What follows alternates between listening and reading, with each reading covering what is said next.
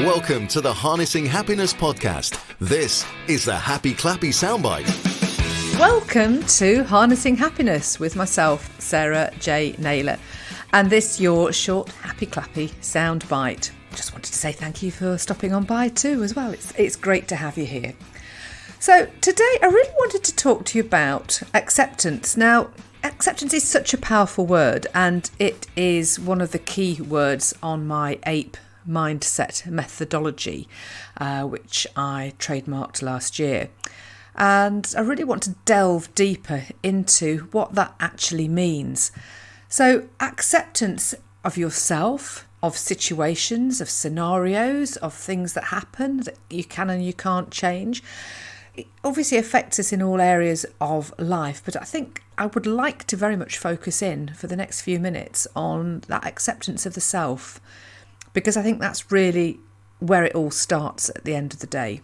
Really, really important to accept yourself for the wonderful person that you are.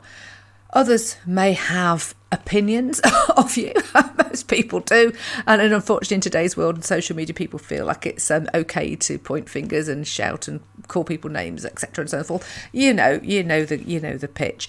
But you know what? We know who we are. We are all unique, beautiful humans that have come onto this planet with a sole purpose.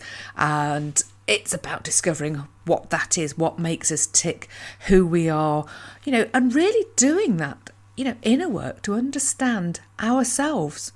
I often refer to people being more keen to spec out the interior of a car or the colour of a car or what it's going to look like or what the next handbag is going to be, and spend more time and effort and energy on that than really exploring themselves and who they are and what makes them tick and what fires them up.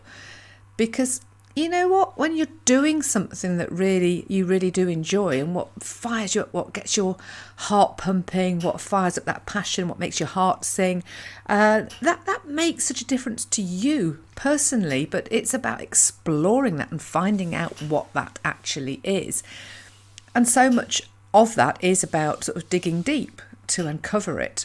But we are pressured by so much social media wise these days, and there is this sort of external pressure, if we allow it to be, oh, you should be looking like this, you should be looking like that, you should speak like this, you should do that, you should do the. Who is it that's saying this should and shouldn't?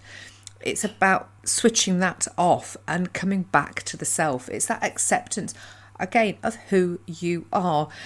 Let me sort of try to explain a little bit further from a personal point of view. I mean, I was in a long-term relationship, which I ended 17 years ago nearly now, but I was in it for 20 odd years. And I think, I'd very much curtailed a lot of my personality just to keep standing still in that relationship, because it was somewhat challenging. I'm not going to go into all of that now, but my ex-husband did actually say to me, sort of probably about 18 months after I'd divorced him, that you've become the person that you would have been if it hadn't been for me. Okay, tell me about that one, because it wasn't meant as a compliment. But actually, it did mean that I'd become myself. I'd become who I was meant to be. I'd embraced myself, and I was bringing my energy to my life and living my life on my terms and being who I was meant to be. Because when we've got pressure from family, from friends, from external sources to be something that we're not, that's when the pressure comes on, and that's when you don't feel that you are enough, or you're too much, or you're all of these things, because these are all coming from external places. But if you identify with who you are, and your kinks, your foibles, your this, that and the other, you live a happier and healthier life as a result. I don't want to be sort of too lightweight with this, because I know there are people who may be listening who are in challenging situations, and because you and don't feel that you can actually be yourself. And I think it's true to say that anybody that does really take that brave step in embarking on becoming their true self, who they are meant to be, yes, you will have people fall by the wayside, because that's their stuff. They need to work on that. They need to deal with it. And you don't do things to upset and offend people personally. I mean, to do anything outwardly to hurt and damage anybody or anything, or any inanimate object or life form, isn't the right thing to be doing. But it is important that you are living your true life and accepting yourself for who you are. And as you accept yourself, then others will accept you by default. But it takes you making that step in the first instance to accept yourself. And this can be on all sorts of levels. I've continuously sort of explored myself and what makes me tick over the years. And I've accepted the way I am. I like to think I'm a nice, kind person, but, there's things that I like to do, enjoy. And, that's all part of who I am as a person. And I love to encourage that in other people. And I don't understand personally why society, wherever you are, dictates that you should wear this, that or the other, just because someone somewhere has either written it in a book or spoken it out loud and it's be taken as, this is what you have to do or say or be. As long as everybody's being kind and considerate and caring, does it really matter what we wear? And, how we live our lives, as long as we're living it true to ourselves and we are happy. I have to bring it down to the very, very basics and removing all complexities from it. It's because it is down to fundamentally being happy. We all are unique individuals. Not any one of us is identical to the other, even twins that are born. We are all unique. We've got special powers that we're born with, but we need to find out. We need to all work together. We need to enhance each other's lives rather than picking holes with them because somebody's not identical to you. And referring back to my ex-husband, but I used to have many a row with him because I think he really used to feel that everybody ought to think the same way as him. But that's the beauty. We are all different. But if we embrace our uniqueness and we embrace that of others, and we can learn and we can evolve and we can come together as this whole because there's this level of acceptance. I was having a conversation today and it's about, accepting our bodies that change, particularly for women after childbirth. It's that acceptance that, it's not going to be that fabulously toned body that it might have been once upon a time.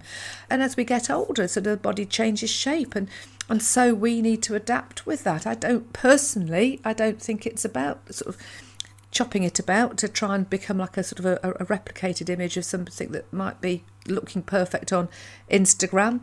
It's about embracing the age and the wisdom that comes with the folds in the skin. Now, I'm not against sort of surgery or anything like that per se, because obviously there is a place for it. I totally understand that. But the more we can be accepting of ourselves and who we are and who we were meant to be, and accepting that others have that right too, I really truly believe that the world will be a happier place, because if we're aligned with ourselves and we can then align our careers with what we love doing as well. There's always going to be challenges along the way, of course there are, but if you've fundamentally got those basics in place, honestly you're going to live and breathe a much happier life as a result, and then that radiates outwards from you. And those people around you will see and sense that change within you. And some people, like I've already alluded, may drop by the wayside. There is a natural tendency, I think, of people, if they see you progressing in life, to want to pull you back down to their level, because actually what that means is they've got to do something with their life to keep up with you. But if they choose not to, then they're going to stay where they are. But it's about you living your life on your terms. But that comes from accepting yourself for who you are, and what you love doing, and your body and your shape, and not being heavily influenced by the likes of Instagram.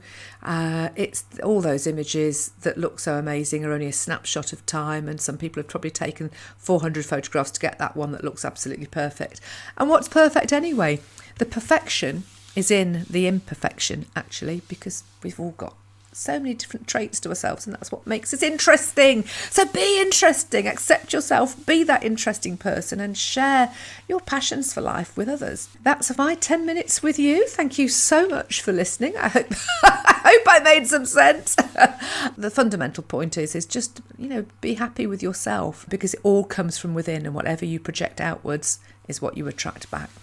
So thank you for listening. If you've enjoyed this episode, please do rate and review, follow, subscribe, whatever it is that you do on your platform. And thank you for listening. It's been great having you as one of my audience. Thank you. Take care. Until next time. That was the Happy Clappy Soundbite. Hear full-length episodes of the Harnessing Happiness podcast, released every Tuesday. And for more exclusive content from Sarah, just visit sarahjnaylor.com.